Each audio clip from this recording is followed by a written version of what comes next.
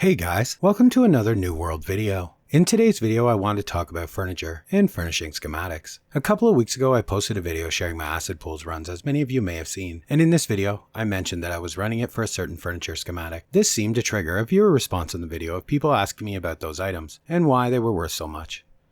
So I wanted to make this video because frankly I believe there are players right now who have a small fortune sitting in their storage sheds, or even worse, may have dropped items that could have potentially been a fortune on the ground during their chest runs. This isn't an exaggeration either. There is currently in the game a huge problem surrounding furniture and furnishing schematics, and I wanted to point a few things out to players who may not completely understand how it works, in the hopes to prevent them from making terrible mistakes that they may otherwise regret. So let's get into it. So to first understand what I'm talking about, I will explain how you acquire this stuff, because it isn't quite as simple as just from a chest, or even a certain type of chest.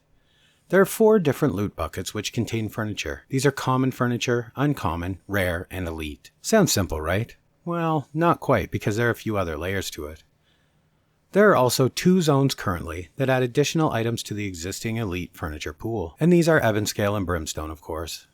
What this means is that when looting elite chests in either of these 2 zones, there will be items in the loot bucket that will not be present if you are looting these chests in any other zone, like Shattered Mountain for example. Things like the Goldfish Bowl in Evanscale and the Statue of Jupiter schematic in Brimstone, as well-known examples of this. And to make it worse, all chests have a common, uncommon, and rare loot bucket present that you will potentially access for a drop. And elite chests, well, those don't only have the elite furniture bucket, no, that would be too simple. They have the uncommon, common, and rare as well as the elite. So you see, it breaks down like this. You have a ridiculously low chance to hit the elite furniture loot bucket when looting a chest. And to take that even further, even a lower chance of getting one of the items unique to the 2 zones. The reason this information is so very important for you to know as a player is simple. I've been told by many players, new and veteran, that while running chest runs, they have dropped items not knowing their value till later, and felt horrible regret afterwards. This is because furniture, unlike everything else in New World, does not let you know that you have hit the jackpot. There is no notification, no significant event, no unique color, nothing. There simply is no way for the average player to even know that they just potentially looted an item worth gold cap.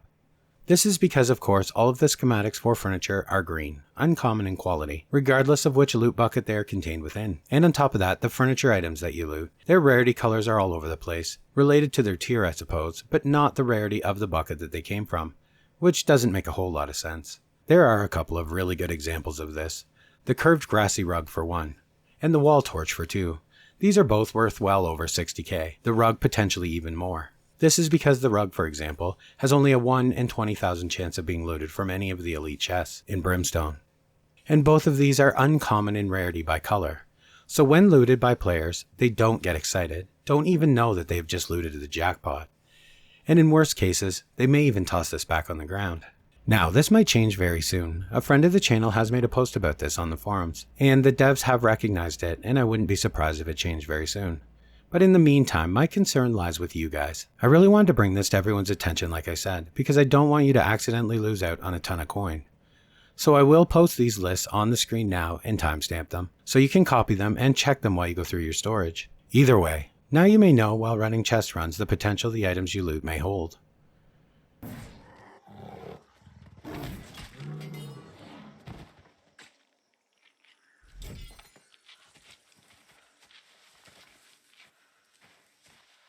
Now I know, there will be people out there who don't love that I brought this to everyone's attention, because they've enjoyed sniping those cheap items from unsuspecting players.